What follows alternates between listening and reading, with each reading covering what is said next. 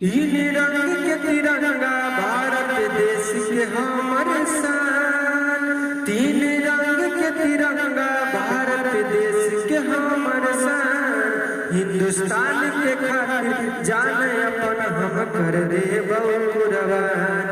हिंदुस्तान के खातिर जान अपन हम कर देबौ कुर्बान।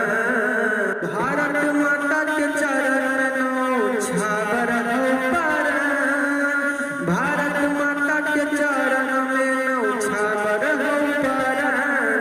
हिंदुस्तान के खातिर जाने अपन हम कर देबौ कुर्बान। हिंदुस्तान के खातिर जाने अपन हम कर देबौ कुर्बान। एह तिरंगा पर जे अपन नजर गड़ई भारत माता के क्रिया जिंदा न बच पैतै। एह तिरंगा पर जे अपन नजर गड़ई भारत माई के क्रिया जिंदा न बच पैतै। एह तिरंगा पीर पुरुष दे देलकै कुर्बान।